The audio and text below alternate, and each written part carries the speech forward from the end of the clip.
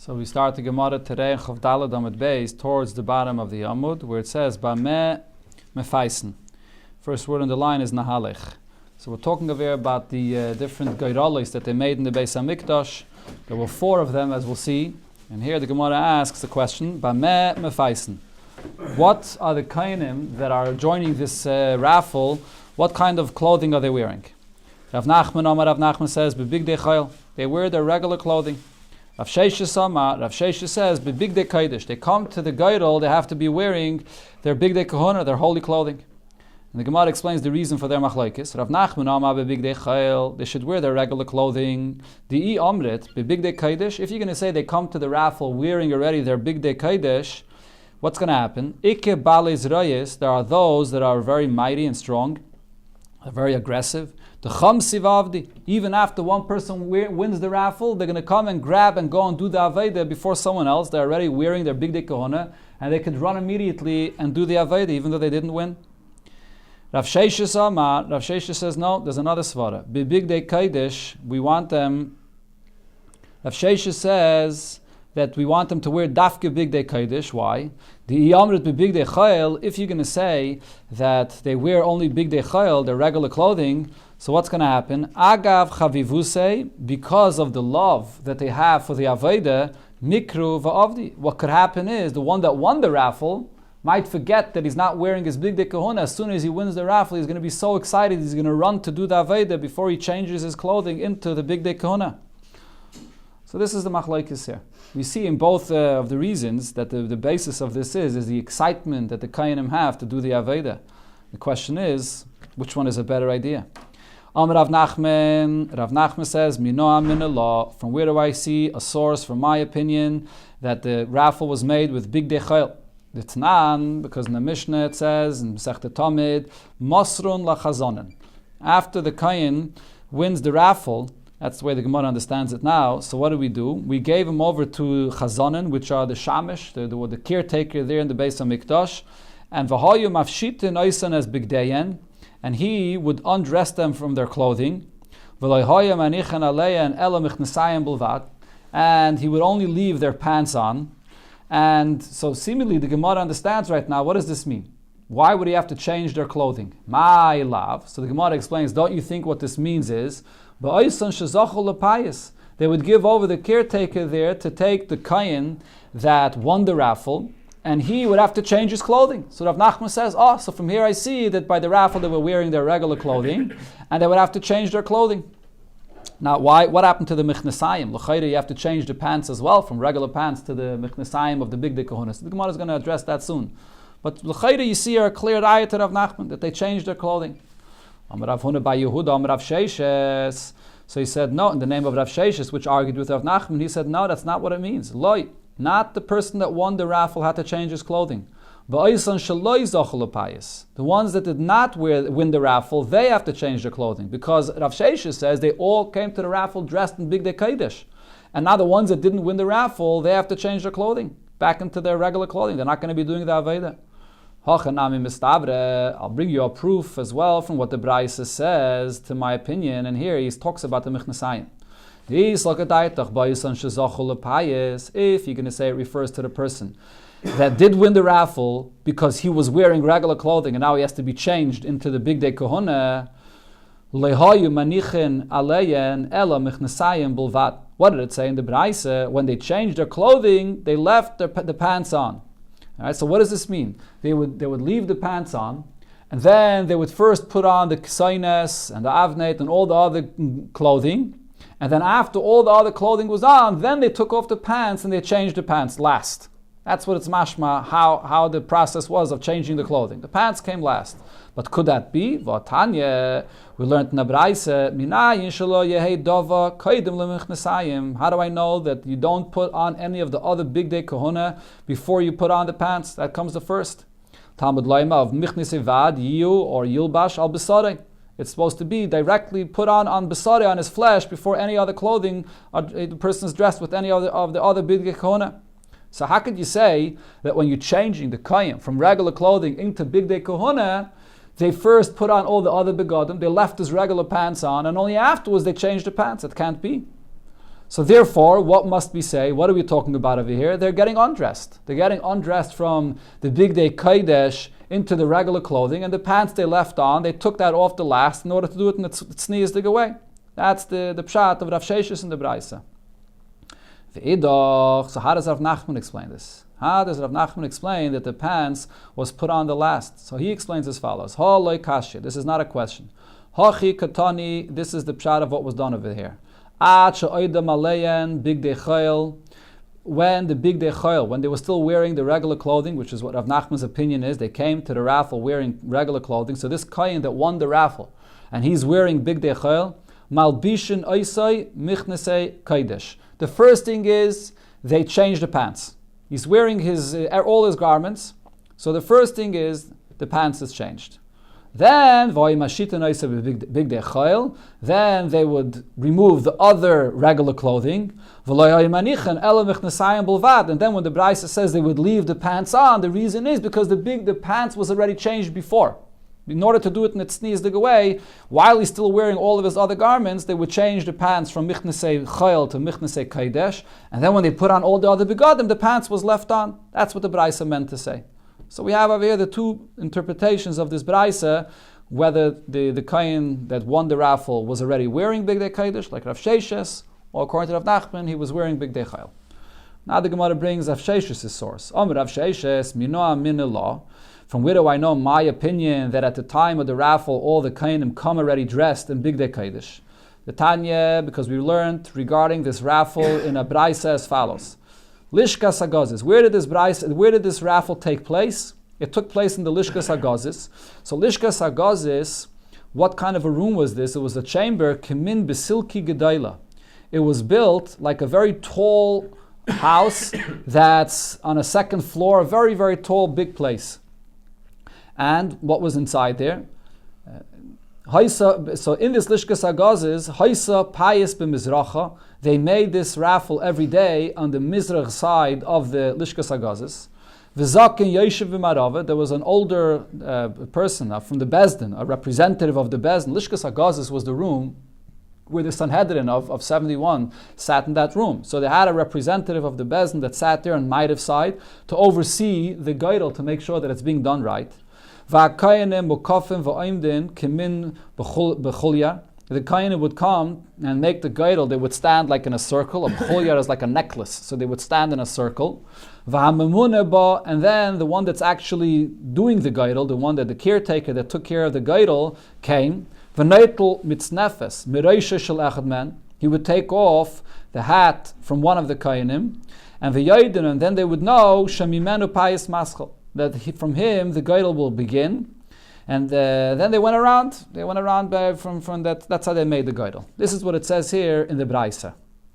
So now Rav Sheshes says, look what it says here. It says that he took off a mitznefes from one of the kainim. If you're going to say they were wearing their regular garments, mitznefes bebig dechayil miyikeh. Where's the mitznefes here? How could it say they took off the mitznefes, which is the special hat, or it's really a turban that the kainim wore? Answers the Gemara the term mitznefes could be used even for regular clothing. The Tanya Rav Yehuda v'Teimer Rav Shmuel by Yehuda. So he said as follows: Kayin she'asa sala'imai ksainas, a kayin that his mother decides to make for him a ksainas, part of the big day kohona. Usually, the big day kohona of the kayin came from where? It came from the money of the tzibur, from the machtas shekel, or from the money of the tzibur. What happens if a kayin's mother decides she wants to make him personally his ksainas? So then, Ovid ba avedis yachid. He's allowed to use it for any aveda of a karbanis that he brings for a yachid, for himself. So what is the Gemara proving from this? You see that even though there's the lashon of ksainis that's usually used for big day kohona, but you could also have a mother of a kain that makes for him a ksainis. So we could say the same thing, similar regarding the mitznefes. The mitznefes is usually a term that's used regarding the big day kaidish, but no. According to Rav Nachman, maybe the mitznefes refers to a turban, a regular turban that you wear in big day chayil. So there's no raya, according to Rav Nachman, from this braisa. But now, since we quoted this braisa, the Gemara will say that we could learn a few interesting things from this braisa. Amar Abayas said, Shma mino. From this braisa, I could learn the following things. First of all, I could learn from here that Lishkas Hagazis, this chamber where the Sanhedrin sat, Chetzia b'Kodesh v'chetzia b'Chayil. Half was in the territory of the Azara in Kodesh, and half of it was in Chayil, went out into the Har HaBayis. It's one thing we learn from it. The Gemara will soon explain how. Ushmamina, another thing I see from here, Shnei Psachim Hayula. It had two entrances. Echad Pasuach b'Kodesh. One is open into the Azara, into Kodesh, and Echad Pasuach b'Chayil, or Lechayil. One is open into the Chayil, into going out into the Har HaBayis. And the Gemara explains the proof now. If you're going to say that the entire Lishkas HaGazis was all within the territory of the Azara, so Zokin Yoshev b'Marava. It said that there was an older representative of the Bezin that sat on the west side of this Lishkas HaGazis when they were making the Geirel. How could he sit there? But the master taught us, Ein Yeshiva b'Azara. You're not allowed to sit at all in the Azara. Rashi brings the psukim. It says regarding the Azara, Lamay de l'sharis, ha'imdim l'fnei Hashem. You're not allowed to sit in the Azara. Only who? David Bilvad. Only the kings from David, from the descendants of David HaMelech, they're allowed to sit in the Azara. And Rashi brings the psukim in Shmuel. It says, Vayeshu l'fnei Hashem, that they're allowed to sit. So how could this Zakin sit in the Lishkas HaGazis? So it must be that he's sitting in the part of the Lishkas HaGazis which is sticking out into the Har HaBayis. On the other hand, V'yisal kedaita kula b'chayil. If you're going to say that the entire Lishkas HaGazis is all in the Har HaBayis and not in the territory of the Azara, Payis b'mazrache. It said in the Braise that the Payis, the actual Geirel of the Kohanim, was made when they were standing on the east side of it. So if it's all in Chayil, how could you say that that's where the Payis was made? V'ha be'inon. We said before that the Geirolis were made inside the territory of the Azara because in the Beis Elikim, in the place where it's the house of Hashem, the excitement of the Geirolis was part of the whole Avodah there. So we know that the Geirol was made in a place which was Kodesh, Veleka, and if you're going to say that it was all in Chayil, so it wasn't made in Kodesh. So from here I see Chetzia b'Kodesh v'Chetzia b'Chayil. Half was inside the Kodesh, and half of it was in Chayil. Okay.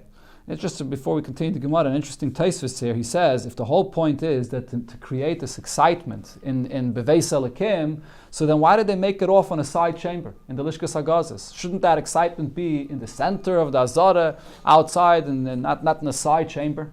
That's the question of Tosfos. He gives two answers. One answer, he says, is because when they began the Geirel, they took the turban, the mitznefes, off the head of the Kohen Gadol, and he says it's a gnai to stand in the Azara without a turban. Mustama, what Tosfos means is because the Kohanim didn't wear a yarmulke under their mitznefes, so you're taking off the mitznefes, and he doesn't even wear any yarmulke besides that, so therefore they did it in a side chamber.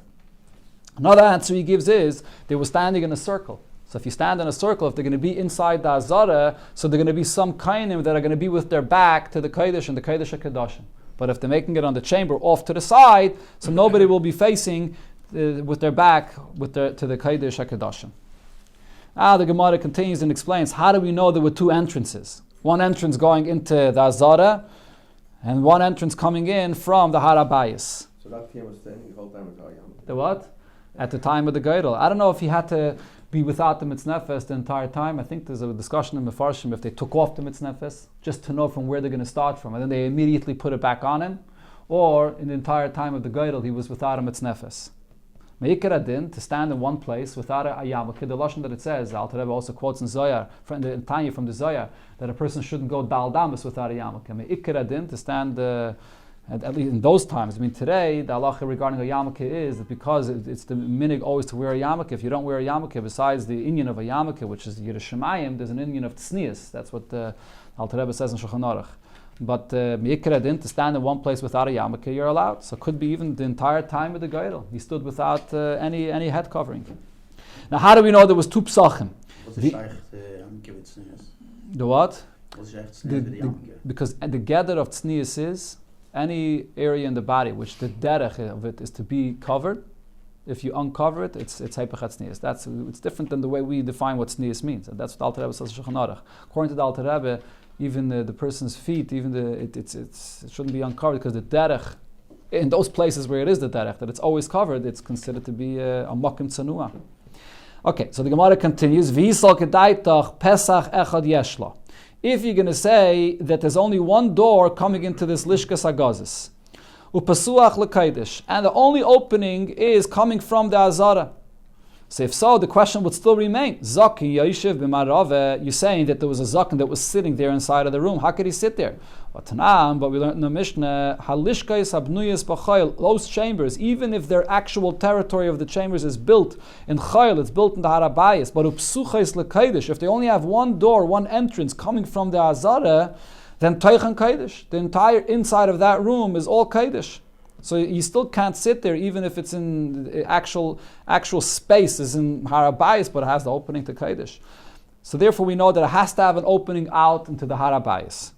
And if you're going to say that it only has an opening into the chayil, into harabayis, and not into the azara, payis b'mazracha, so then how could you say that they made the geidel in the mizrach side?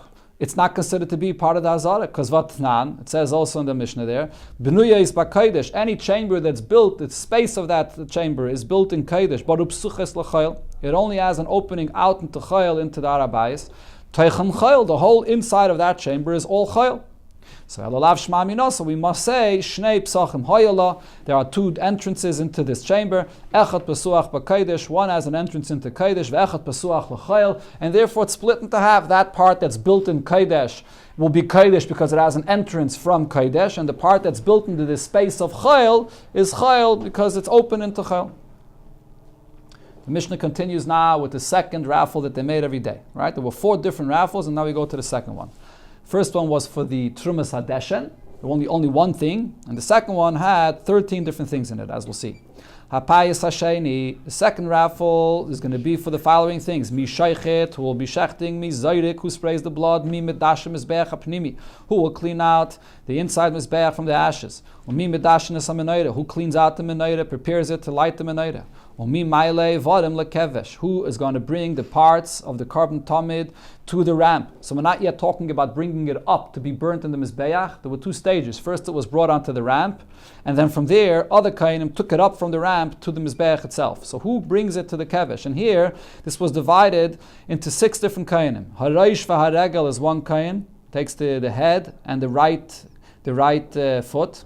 Shtei, as Rashi here says, the regel here refers to the yamin. Shtei ayadayim, the 2 hands of the animal, which refers to the 2 front legs. Ha'ukitz, the tail, and v'haregel, and then the left foot. V'achaza v'ageira, the breast and the throat. And then shtei adefanois, the 2 sides of the animal. V'akravayim, and then the insides of the animal. So those are 6 different kayanim that carried and brought the evarim to the kevesh. Then there was Vasailes, another kain for the flour from the carbon mincha, Vachavitin, and then there was the chavitin, which is the kain gadol had to bring every day. The chavitin also had to be brought to the ramp to be burnt in the mizbeach. Vahayayin, and the wine, there was 3 lugan of wine that was brought every day to be poured in the mizbeach, so it had to be prepared there at the bottom of the ramp every single day. So altogether, this is a gaidol shloisha asa kainim zachobai. 13 kainim were zayche in this gaidol. So Ben Azai said in front of Rabbi Kiva in the name of Rabbi Shua regarding these kainim that brought the parts of the animal of the carbon tamid. The seder of how it was brought was the same seder of how it was when it was alive. And the Gemara will bring different opinions regarding this, what exactly the seder was in the parts of the animal that were brought to the Mizbeach. The question was asked, when they would make this geidel, la'aveda achas mefaisen, would they make the geidel only for one aveda, right? And then once you had one kain that won that one aveda, so then the next aveda was given to the kain next to him, and the next one next to him, meaning they made just one geidel. And that one kain that won that geidel, so really 13 people won by one geidel, right? Is that how it was done? Or no, they made 13 separate geidalos for each one of these 13 jobs here.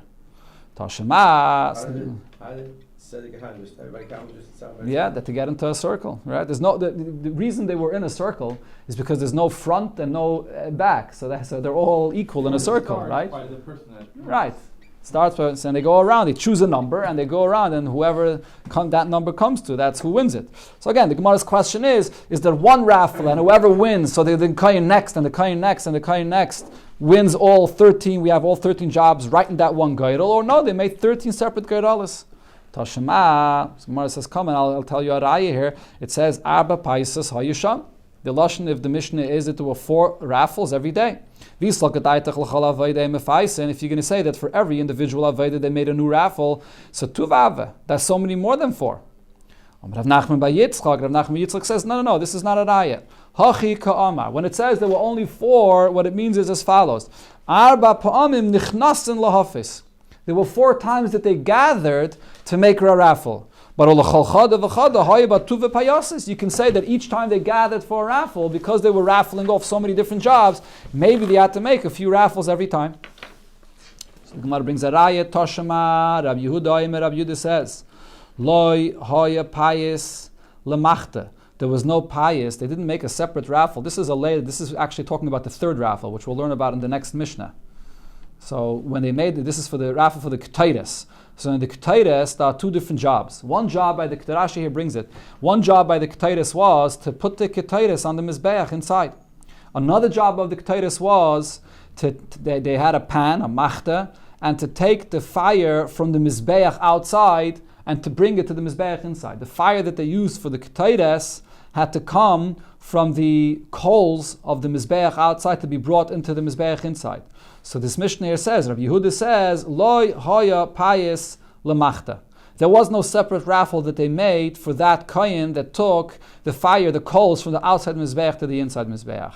Elo, rather what happened was, kohen shezacha b'kteides, that kohen that won the raffle to do the kteides, Omer lezeh she'imoi tells the kohen that's right next to him, Zechei imi b'machta, you're zeicha together with me in bringing the coals. Right, so that one kohen won the kteides, and automatically the kohen next to him was the one that got the job to bring the coals. So what do you see from here? This is a raffle that consists of 2 jobs, and they didn't make 2 separate gedolos. The one that won the job of doing the ketaitis, automatically the kohen next to him got it. So we could say the same thing also over here regarding all these 13 jobs, that automatically the kohen next got it. So the Gemara says, no, that's not a raya. Shani machta ketaitis, the chad aveidihi. The machta and the ketaitis are 2 parts of the same job. It's the coals for the ketaitis. So over there, they didn't make a separate geidel for the next kohen to take the machta. But over here, we're talking about shchita, zrike. These are totally different jobs. So maybe over here, they did make 13 separate geidalis. Ikadamri, others, when they brought this raya, they said everything over here in reverse.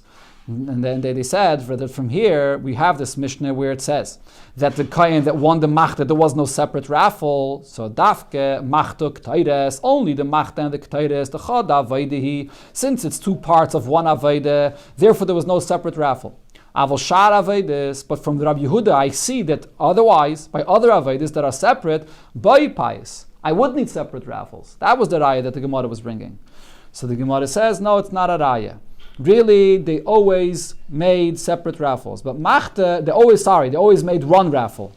Machta itzrechelei.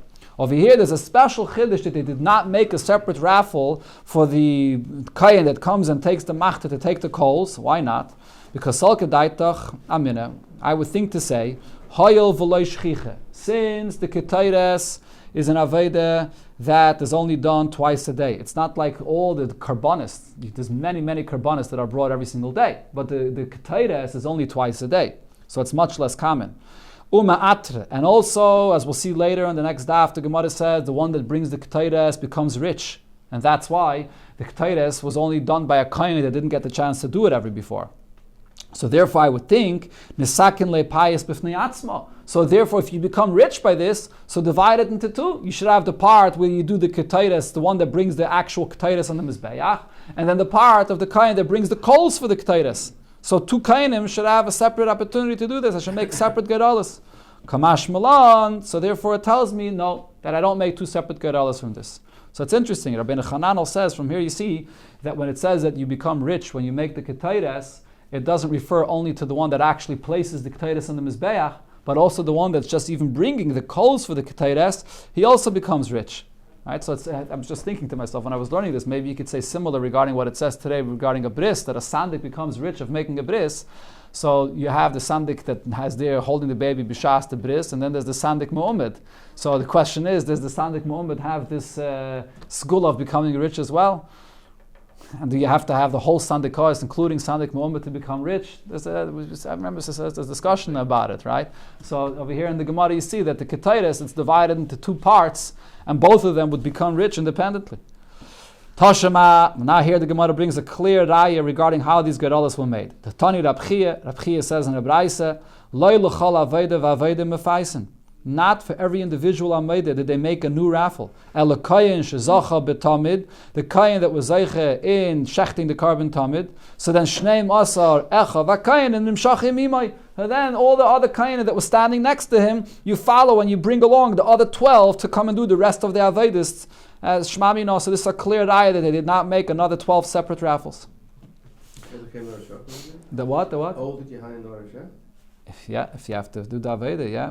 Here the Gemara is going to talk about Shchita, because really the halach is Shchita is Ksheira Bizarre. You don't need a kain to do the Shchita. We'll see in the Hemshech of the Gemara. The Gemara will discuss this now.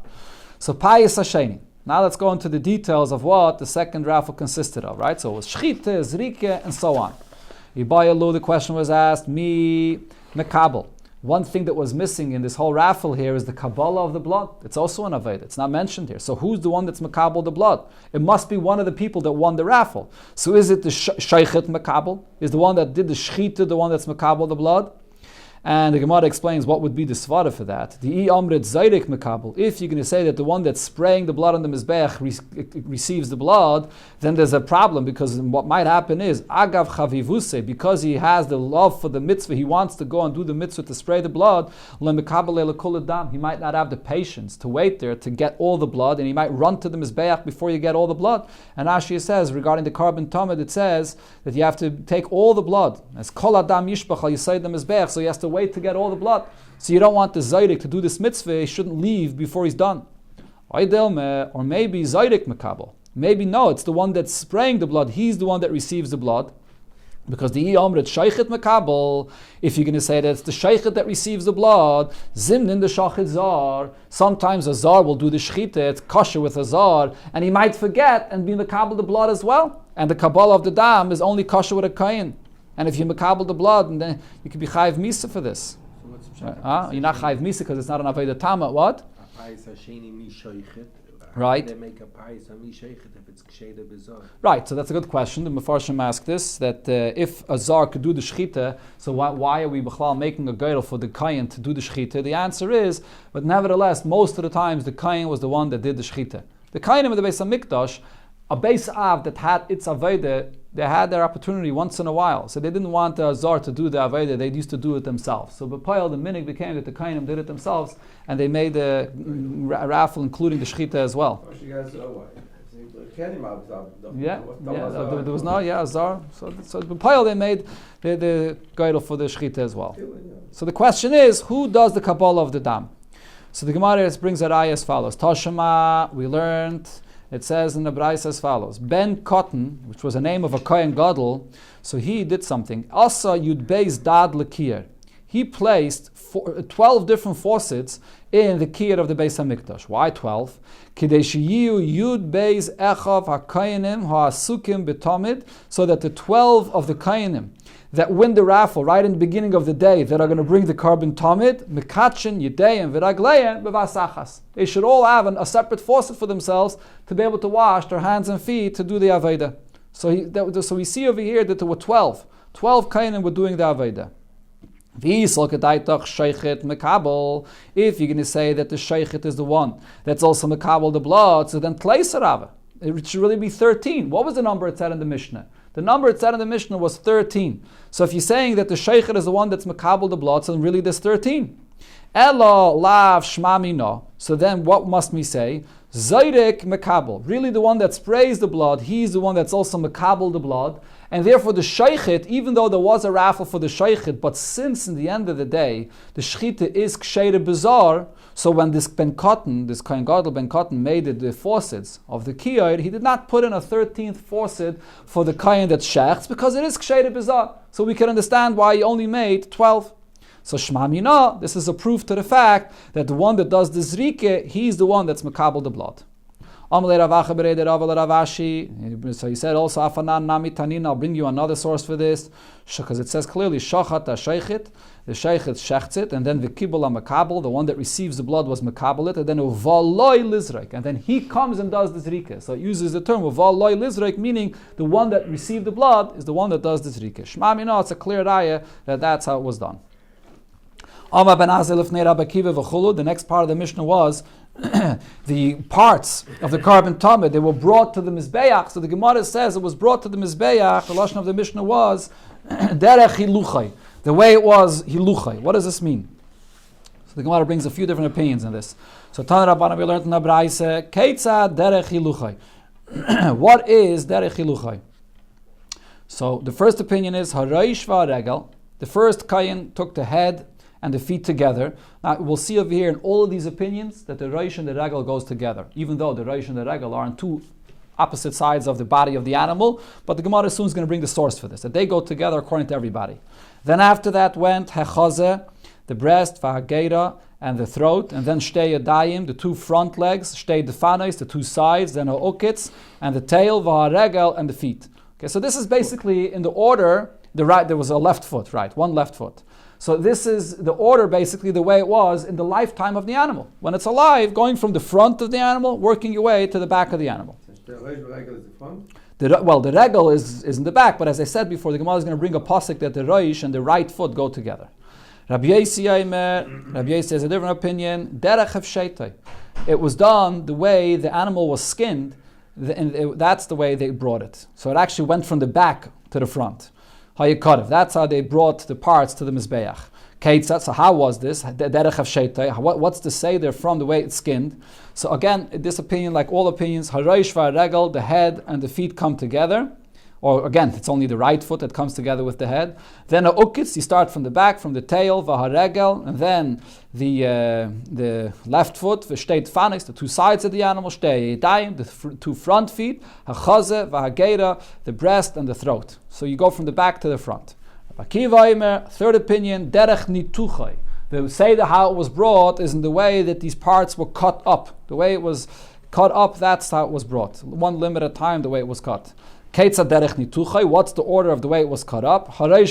So first came the head and the right foot, and then shtei yadayim. The first was the two front legs that were cut, then achazeh v'hageira, then the breast and the throat. Shtei defanos, the two sides, v'ha'uketz v'haregel, then the tail and the left foot from behind.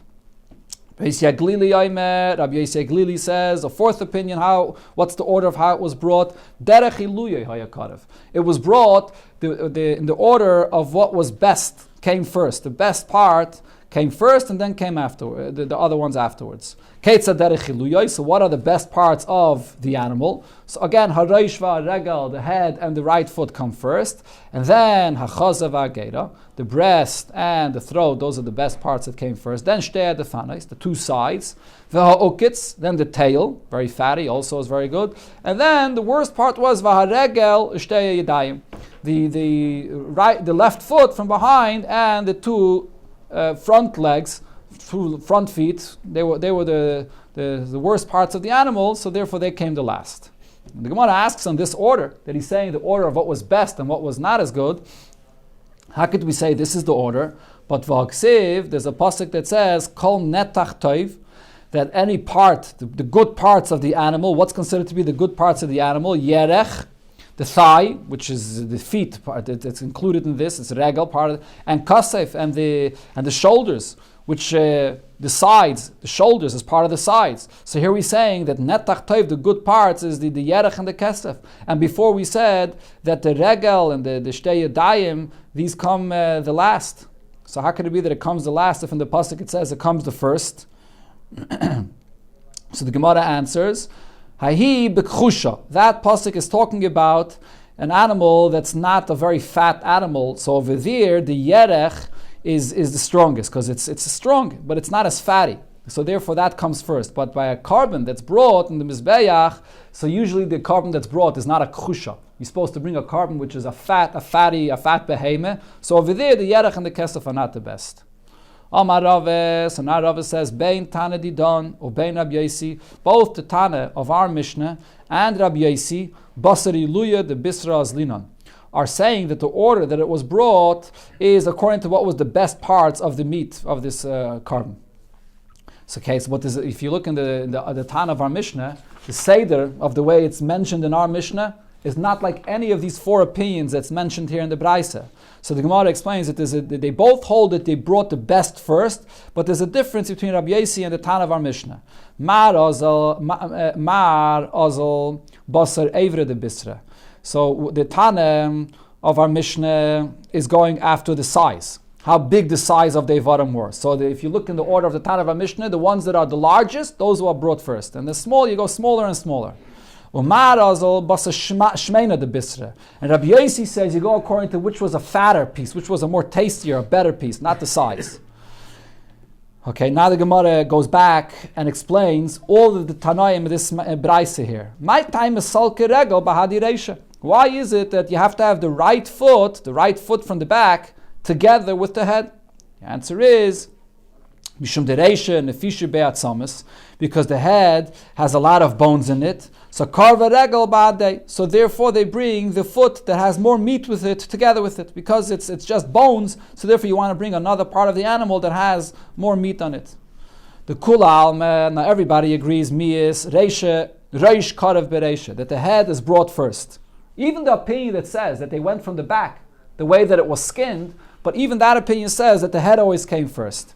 Minolam, from where do we know? The Tanya, because we learned in the Braisa. Minayin, from where do I know? Leroish, the head, upader, which is certain fats that was brought together. Shekaid melachol evarim, that the head and these fats went before everything else.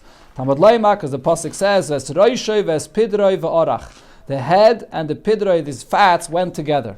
Now the Gemara says, v'idoch pader achrine lemai asa. It says in the Torah a second time over there, ve'esa pader. Why does it have to say a second time the pader? There's these fats that came first. Lemai asa. What is it teaching me? Look at the Tanya. It's teaching me the following halacha that it says in the Braisa. Keitzad hoya oise. How was it done? How did they bring the head on the mizbeach? They would cover that place on the head of the animal where the shchita was done, so they would cover it with the fats. And this